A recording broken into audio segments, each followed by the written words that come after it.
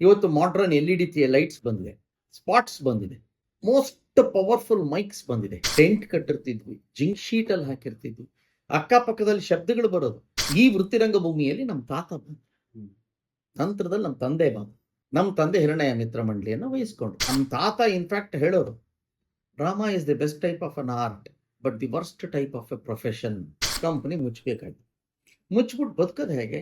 ಬರೀ ಇಂಟರ್ಮೀಡಿಯೇಟ್ ಮಾಡಿರೋನ ಕೆಲಸ ಇಲ್ಲ, ತಿನ್ನಕ್ಕೆ ಅನ್ನ ಇಲ್ಲ, ಬಂಧು ಇಲ್ಲ, ಬಳಗ ಇಲ್ಲ, ಅಮ್ಮ ಇಲ್ಲ, ಅಪ್ಪ ಇಲ್ಲ, ಅಣ್ಣ ತಮ್ಮಂದ್ರಿಲ್ಲ, ಬೀದಿಯಲ್ಲಿ ಆನ್ ದಿ ಸ್ಟ್ರೀಟ್ಸ್ ಬಂದು ನಿಂತ್ಕೊಂಡ್ಬಿಟ್ಟು. ಚಿತ್ರರಂಗ ಹುಟ್ಟಿದ್ದಿಲ್ಲೇ ಇದ್ರೂ ಕೂಡ ಅದು ಬೆಳೀತಿದ್ದು ಬಾಳ್ತಿದ್ದು ಅದೆಲ್ಲ ಕ್ರಿಯೆ ನಡೀತಿದ್ದು ಮದ್ರಾಸಲ್ಲಿ. BR ಪಂತುಲು ಅವರು, ಅದಕ್ಕೆ ಮುಂಚಿತವಾಗಿ ಸುಬ್ಬಯ್ಯನಾಯ್ಡುಗಳು ಹೋಗಿ ಸೇರ್ಕೊಂಡಿದ್ರು.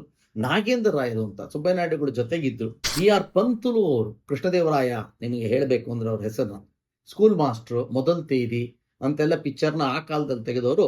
ನಂತರದಲ್ಲಿ ಕೃಷ್ಣದೇವರಾಯ ತೆಗೆದರು, ಡಾಕ್ಟರ್ ರಾಜ್ಕುಮಾರ್ ಅವ್ರನ್ನ ಹಾಕೊಂಡು. HLN ಸಿಂಹ ಅವರೆಲ್ಲರೂ ರಾಜ್ಕುಮಾರ್ನ ಕರ್ಕೊಂಡು ಹೋಗೋಕೆ ಮುಂಚಿತವಾಗಿ ಅವ್ರು ಬಂದು ಸೇರಿದ್ರು. ಅವ್ರಿಗೆ ಕನ್ನಡ ಬರ್ತಾ ಇರಲಿಲ್ಲ. ಮೊದಲ ತೇದಿ, ಸ್ಕೂಲ್ ಮಾಸ್ಟ್ರು, ಇಲ್ಲೆಲ್ಲ ಕೆಲಸ ಮಾಡಿದ್ರು. ಅದು ಎರಡೆರಡು ಭಾಷೆಯಲ್ಲಿ ದ್ವಿಭಾಷಾ ಚಿತ್ರಗಳು. BR ಪಂತ್ಲು ಅವರು ಕನ್ನಡದಲ್ಲಿ ಪಾರ್ಟ್ ಮಾಡೋರು, ಶಿವಾಜಿ ಗಣೇಶನ್ ಅವರು ತಮಿಳಲ್ಲಿ ಪಾರ್ಟ್ ಮಾಡೋರು. ಪಂತ್ಲು ಅವ್ರಿಗೂ ಡೈಲಾಗ್ ಕೊಡಬೇಕು, ಶಿವಾಜಿ ಗಣೇಶನ್ ಅವ್ರಿಗೂ ಡೈಲಾಗ್ ಕೊಡಬೇಕು.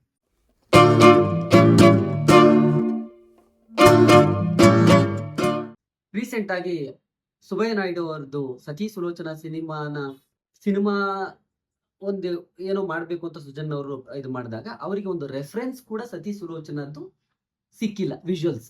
ಅಂದ್ರೆ ಅದನ್ನ ಯಾರು ಮಾಡ್ಬೇಕು ಅನ್ನೋ ಪ್ರಶ್ನೆ ಬರುತ್ತೆ ಜನರಿಗೆ. ಇವತ್ತಿಗೂ ಕೂಡ ಕುತೂಹಲ ಇದೆ, ಸತಿ ಸುಲೋಚನಾ ಮೊದಲ ಸಿನಿಮಾ ಹೇಗಿತ್ತು.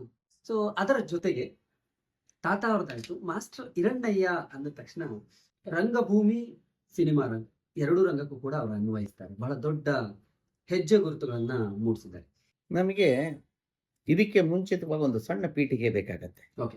ಅದು ವೃತ್ತಿರಂಗಭೂಮಿ. ಏನು ವೃತ್ತಿರಂಗಭೂಮಿ? ವೃತ್ತಿರಂಗಭೂಮಿ ಅಂದ್ರೆ ಅದೇನು ಬಹಳ ವಿಶೇಷವಾ?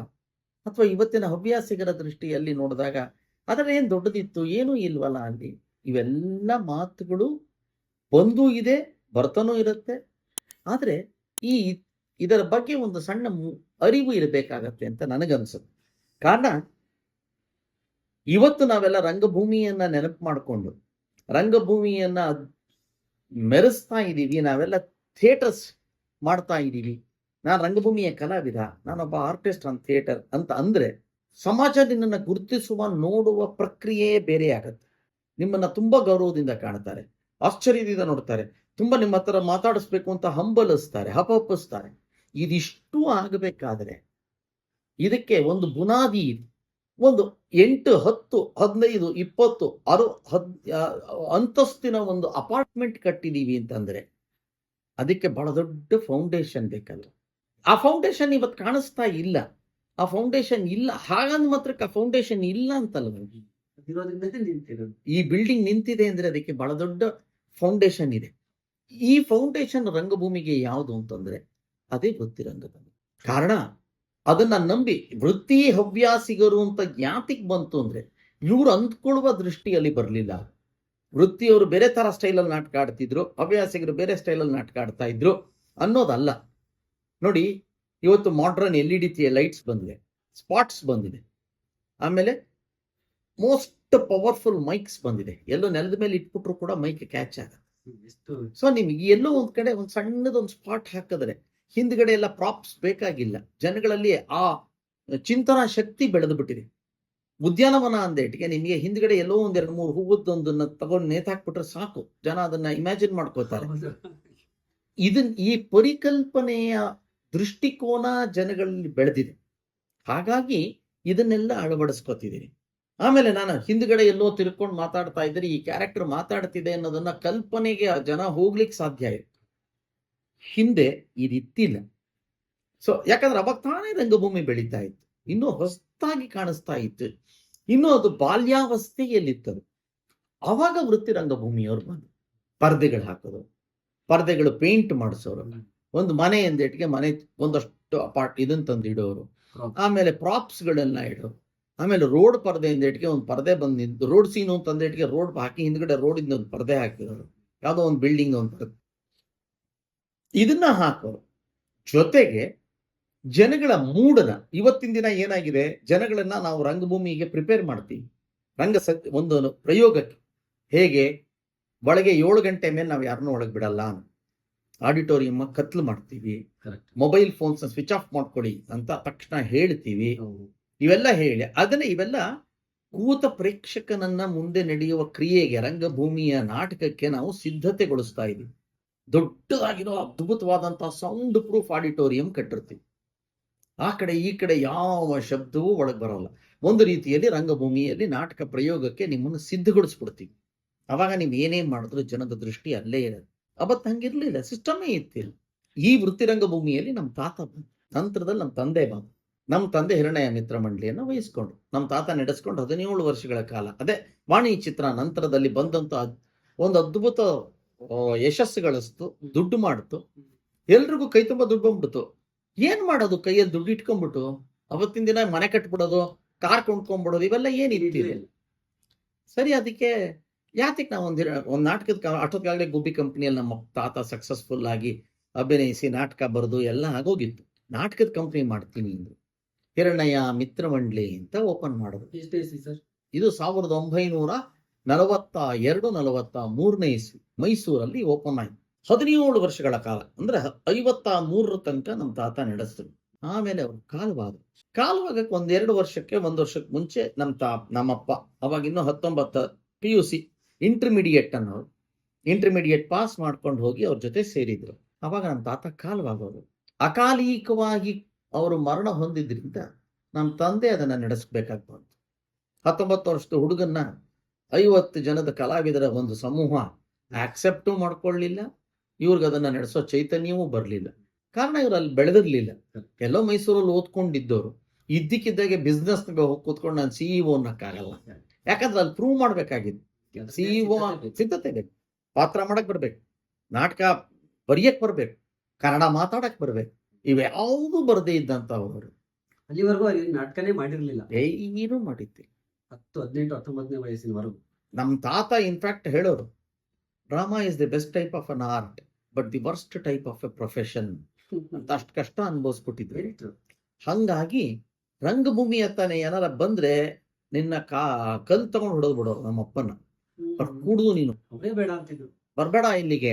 ಸತ್ತಾಗ ಅಕಾಲಿಕ ಬರ್ಲೇಬೇಕಾಯ್ತು. ಬಂದ್ರು, 1-3 ವಾರ ನಡೆಸಿದ್ರು, ಕಂಪನಿ ಮುಚ್ಚಬೇಕಾಯ್ತು. ಮುಚ್ಚಿಬಿಟ್ಟು ಬದುಕದ ಹೇಗೆ? ಬರೀ ಇಂಟರ್ಮೀಡಿಯೇಟ್ ಮಾಡಿರೋನ ಕೆಲಸ ಇಲ್ಲ, ತಿನ್ನಕ್ಕನ್ನ ಇಲ್ಲ, ಬಂಧು ಇಲ್ಲ, ಬಳಗ ಇಲ್ಲ, ಅಮ್ಮ ಇಲ್ಲ, ಅಪ್ಪ ಇಲ್ಲ, ಅಣ್ಣ ತಮ್ಮಂದ್ರಿಲ್ಲ. ಬೀದಿಯಲ್ಲಿ ಆನ್ ದಿ ಸ್ಟ್ರೀಟ್ಸ್ ಬಂದು ನಿಂತ್ಕೊಂಡ್ಬಿಟ್ರು. ಅಂದ್ರೆ ತಂದೆ ತಾಯಿ ಇರ್ಲಿಲ್ಲ ಸರ್? ತಂದೆ ತಾಯಿ ಇಬ್ರು ಸತ್ತೋದ್ರಲ್ಲ. 53ರಲ್ಲಿ ನಮ್ಮ ತಂದೆ ತಾತ ಸತ್ರು. ಅದಕ್ಕೊಂದು 5-6 ವರ್ಷಕ್ಕೆ ಹಿಂದೆನೆ ನಮ್ಮ ಅಜ್ಜಿ TB ಆಗಿ SLC ನಮ್ಮ ಅಪ್ಪ ಓದ್ತಿರ್ಬೇಕಾದ್ರೇನೆ ತಮ್ಮ ಅಜ್ಜಿ ಸತ್ತೋಗಿದ್ರು. ಅಣ್ಣ ತಮ್ಮಂದ್ರಿಲ್ಲ, ಒಬ್ಬನೇ ಮಗ. ಬಂಧು ಬಳಗ ಅಂತಿಲ್ಲ, ಯಾಕಂದ್ರೆ ನಾಟಕದವರು ಬಂಧು ಬಳಗ ಎಲ್ಲ ಹತ್ರಕ್ಕೆ ಸೇರಿಸ್ತಿರ್ಲಿಲ್ಲ. ಯಾಕಂದ್ರೆ ಯಾವಾಗ ಇವನ್ ಮನೆಗೆ ಬಂದು ಒಕ್ಕರ್ಸ್ಕೊಂಡ್ಬಿಟ್ರೆ ಆಧಾರವಾಗ್ಬೇಕಾಗತ್ತೋ, ಇವನ್ ಸಾಕ್ಬೇಕಾಗತ್ತೋ ಅನ್ನೋ ಭಯವೋ ಏನೋ ಗೊತ್ತಿಲ್ಲ. ಅವ್ರವ್ರದ್ದೇ ಆದಂತ ಜೀವನದ ಭಾರಗಳು ಏನೇನೋ ಇದ್ವು. ಇವರು ಕೂಡ ಸ್ವಾಭಿಮಾನ, ಬೇರೆ ಎಲ್ಲೂ ಹೋಗಕ್ಕಾಗಲ್ಲ. ಏನ್ ಮಾಡೋದು ಅಂತ ಗೊತ್ತಿಲ್ಲದೆ ಅವಾಗ ಮದ್ರಾಸ್ಗೆ ಹೋದ್ರು. ಅವತ್ತೆಲ್ಲಾ ಕಾಲದಲ್ಲೂ ಯಾತಿಕಿ ಮದ್ರಾಸ್ ಬಹಳ ಪ್ರಾಮುಖ್ಯತೆಯನ್ನು ಪಡೆಯುತ್ತೆ ಕನ್ನಡ ಚಿತ್ರರಂಗ ಇದರಲ್ಲೆಲ್ಲ ಅಂತಂದ್ರೆ, ಚಿತ್ರರಂಗ ಹುಟ್ಟಿದ್ದಿಲ್ಲೇ ಇದ್ರೂ ಕೂಡ ಅದು ಬೆಳೀತಿದ್ದು ಬಾಳ್ತಿದ್ದು ಅದೆಲ್ಲ ಕ್ರಿಯೆ ನಡೀತಿದ್ದು ಮದ್ರಾಸಲ್ಲಿ ಬೇರೆ ಬೇರೆ ತೆಲುಗು, ತಮಿಳು ಎಲ್ಲ ಪಿಕ್ಚರ್ನವರು ಕೂಡ ಅಲ್ಲೇ ಬಂದು ಪಿಕ್ಚರ್ ಪ್ರೊಡ್ಯೂಸ್ ಮಾಡೋರು. ಸ್ಟುಡಿಯೋಗಳಲ್ಲೇ ಇದ್ದು ಒಬ್ಬೊಬ್ರು ಒಂದೊಂದು ಟೈಮ್ ತಗೊಂಡು ಬಾಡಿಗೆ ತಗೊಂಡು ಮಾಡೋರು. BR ಪಂತುಲು ಅವರು, ಅದಕ್ಕೆ ಮುಂಚಿತವಾಗಿ ಸುಬ್ಬಯ್ಯನಾಯ್ಡುಗಳು ಹೋಗಿ ಸೇರ್ಕೊಂಡಿದ್ರು. ನಾಗೇಂದ್ರ ರಾಯರು ಅಂತ ಸುಬ್ಬಯ್ಯನಾಯ್ಡುಗಳ ಜೊತೆಗಿದ್ರು. RN ಸುದರ್ಶನ್, ಆಮೇಲೆ RN ಜೈಗೋಪಾಲ್, ಕೃಷ್ಣಮೂರ್ತಿ, ಇವರೆಲ್ಲ ಅವ್ರ ಮಕ್ಕಳು, ನಾಗೇಂದ್ರ ರಾಯರ ಮಕ್ಕಳು. ಅವರು ಸುಬ್ಬಯ್ಯನಾಯ್ಡುಗಳು ಸೇರಿ ಸಂಗೀತ ಸಾಮ್ರಾಟ ನಾಟಕ ಕಂಪನಿ ಅಂತ ಮಾಡಿದ್ರು. ನಾಗೇಂದ್ರ ರಾಯರು ಹೋಗಿ ಪಿಕ್ಚರ್ ಪ್ರೊಡ್ಯೂಸ್ ಮಾಡಕ್ ಶುರು ಮಾಡಿದ್ರು. ಅವ್ರದ್ದೊಂದು RNR ಪ್ರೊಡಕ್ಷನ್ಸ್ ಅಂತ ಬಂತು. ಪದ್ಮಿನಿ ಪಿಕ್ಚರ್ಸ್ ಅಂತ BR ಪಂತುಲು ಅವರು, ಕೃಷ್ಣದೇವರಾಯ ನಿಮಗೆ ಹೇಳಬೇಕು ಅಂದ್ರೆ ಅವ್ರ ಹೆಸರನ್ನ, ಸ್ಕೂಲ್ ಮಾಸ್ಟ್ರು, ಮೊದಲ್ ತೇದಿ ಅಂತೆಲ್ಲ ಪಿಕ್ಚರ್ನ ಆ ಕಾಲದಲ್ಲಿ ತೆಗೆದವರು. ನಂತರದಲ್ಲಿ ಕೃಷ್ಣದೇವರಾಯ ತೆಗೆದ್ರು, ಡಾಕ್ಟರ್ ರಾಜ್ಕುಮಾರ್ ಅವ್ರನ್ನ ಹಾಕೊಂಡು. ಆ ಕೃಷ್ಣದೇವರಾಯವನ್ನ ತೆಗೆದು ಪ್ರೊಡ್ಯೂಸ್ ಮಾಡೋದಂತವ್ರು, ಡೈರೆಕ್ಟ್ ಮಾಡಿದವರು BR ಪಂತುಲು ಅವರು. ಕನ್ನಡದ 2ನೇ ಕಲರ್ ಸಿನಿಮಾ. ಅವರು ನಮ್ಮ ತಾತನಿಗೆ ಪರಿಚಯ ಆಗಿದ್ರು. ಹೇಗೆ ಅಂತಂದ್ರೆ, ಪೀರ್ ಸಾಹೇಬ್ರ ಕಂಪನಿಯಲ್ಲಿ ಪಂತುಲು ಅವರು ಬಂದು ಸೇರ್ಕೊಂಡಿದ್ರು ನಾಟಕದಲ್ಲಿ ಪಾರ್ಟ್ ಮಾಡಕ್ಕೆ. HLN ಸಿಂಹ ಅವರೆಲ್ಲರೂ ರಾಜ್ಕುಮಾರ್ನ ಕರ್ಕೊಂಡು ಹೋಗೋಕೆ ಮುಂಚಿತವಾಗಿ ಅವ್ರು ಬಂದು ಸೇರಿದ್ರು. ಅವ್ರಿಗೆ ಕನ್ನಡ ಬರ್ತಾ ಇರಲಿಲ್ಲ. ನಮ್ಮ ಪೀರ್ ಸಾಹೇಬ್ರು ನಮ್ಮ ತಾತನ ಕರೆದು, ಹಿರಣ್ಣಯ್ಯ ನೀನು ಪಂತುಲುಗೆ ಒಂದು ಸ್ವಲ್ಪ ಕನ್ನಡ ಹೇಳ್ಕೊಡೋ ಅಂದಿದ್ರು. ಹಾಗಾಗಿ ಪಂತುಲು ಅವ್ರಿಗೆ ನಮ್ಮ ತಾತ ಕನ್ನಡವನ್ನ ಹೇಳ್ಕೊಟ್ಟವರಾಗಿದ್ರು. ಸೊ ಹಾಗಾಗಿ ಅವ್ರಿಗೆ ಒಂದು ರೀತಿಯಲ್ಲಿ ನಮ್ಮ ಹಿರಣ್ಣಯ್ಯನವರು, ಆಮೇಲೆ ಸುಬ್ಬಯ್ಯನಾಯ್ಡುಗಳು ತೊಡೆ ಮೇಲೆ ನಮ್ಮ ಮಾಸ್ಟರ್ ಹಿರಣ್ಣಯ್ಯನವರು ಆಡಿ ಬೆಳೆದವರು. ಯಾಕಂದ್ರೆ ಅವ್ರ ಕಂಪನಿಯಲ್ಲೂ ಇದ್ರು ನಮ್ಮ ತಾತ ಕೆ ಹಿರಣ್ಣಯ್ಯನವರು. ಸೊ ಹಂಗಾಗಿ ಬಿ ಆರ್ ಪಂತುಲು ಅವರು, ಆಮೇಲೆ ಪೀರ್ ಸಾಹೇಬ್ರು, ಸುಬ್ಬಯ್ಯನಾಯ್ಡುಗಳು ಎಲ್ಲರಿಗೂ ಮಾಸ್ಟರ್ ಹಿರಣ್ಣಯ್ಯ ಗೊತ್ತಿತ್ತು. ಸರಿ, ಬಿ ಆರ್ ಪಂತುಲು ಅವ್ರು ಕರೆಸ್ಕೊಂಡು ನನ್ನ ಜೊತೆ ಅಸಿಸ್ಟೆಂಟ್ ಡೈರೆಕ್ಟರ್ ಆಗಿ ಕೆಲಸ ಮಾಡಬಾ ಅಂತ ಕರೆದ್ರು.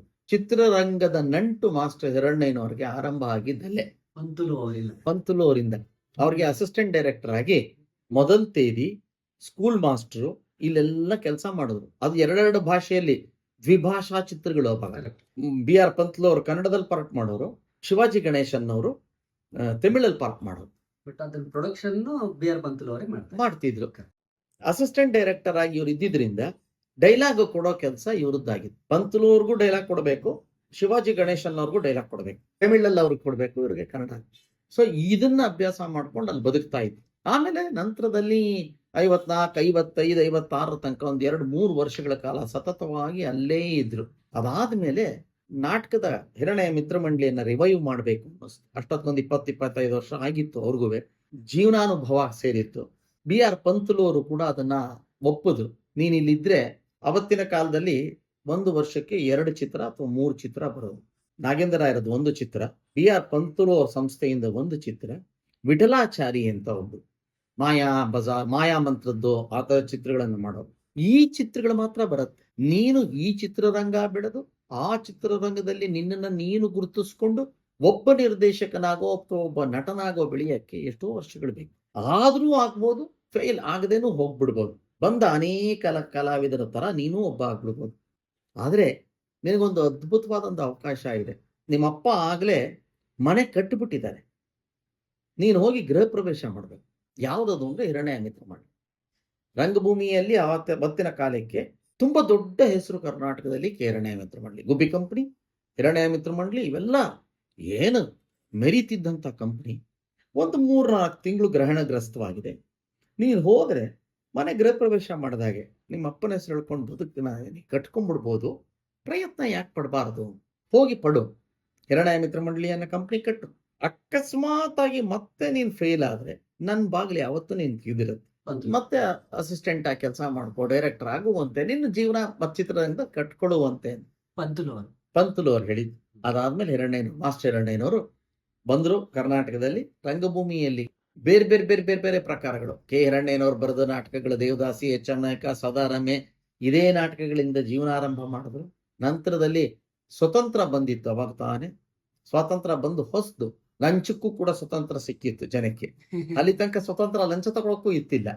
ಸೊ ಸ್ವತಂತ್ರ ತಗೊಂಡು ಲಂಚ ತಗೊಳ್ಳೋರು ಅವೆಲ್ಲ ಬೆಳೆಯಕ್ಕೆ ಶುರುವಾಯ್ತು. ರಾಜಕೀಯದ ಏರುಪೇರುಗಳು, ಲಂಚ ತಗೊಳ್ಳೋದಷ್ಟೇ ಅಲ್ಲ, ಆ ಏರುಪೇರುಗಳು ಆರಂಭ ಆಯ್ತು. ಸಣ್ಣದಾಗಿ ಒಂದೊಂದು ಕಾಮೆಂಟ್ ಅನ್ನ ಸಾಮಾಜಿಕ ನಾಟಕಗಳಲ್ಲಿ ಮಾಡೋರು. ಹಾಯ್ ಎಲ್ರಿಗೂ ನಮಸ್ಕಾರ, ನಾನು ನಿಮ್ಮ ಅನುಷಾ ರೈ. ಸೊ ಇಲ್ಲಿ ನೋಡಿ, ಡೈಲಿ ಮಾಧ್ಯಮ ಈ ಒಂದು ಚಾನಲಲ್ಲಿ ನಿಮಗೆ ಎಂಟರ್ಟೈನ್ಮೆಂಟ್ ಎಲ್ಲ ವಿಷಯಗಳು ಸಿಗುತ್ತೆ. ಅದ್ರ ಜೊತೆಗೆ ನಿಮಗೆ ಗೊತ್ತಿಲ್ಲದೆ ಇರೋವಂಥ ಹೊಸ ಹೊಸ ಮಾಹಿತಿಗಳನ್ನು ಕೂಡ ಅವರು ಈ ಚಾನಲ್ನಲ್ಲಿ ಕೊಡ್ತಾ ಹೋಗ್ತಾರೆ. ನಿಮಗೆ ರಂಜಿಸೋದಕ್ಕೆ ಯಾವುದೇ ವಿಷಯದಲ್ಲೂ ಮೋಸ ಆಗಲ್ಲ. ದಯವಿಟ್ಟು ಡೈಲಿ ಮಾಧ್ಯಮ ಯೂಟ್ಯೂಬ್ ಚಾನಲ್ನ ಸಬ್ಸ್ಕ್ರೈಬ್ ಮಾಡಿ, ಸಪೋರ್ಟ್ ಮಾಡಿ ಅಂತ ನಾನು ಈ ಮೂಲಕ ಕೇಳ್ಕೊಳ್ತೀನಿ.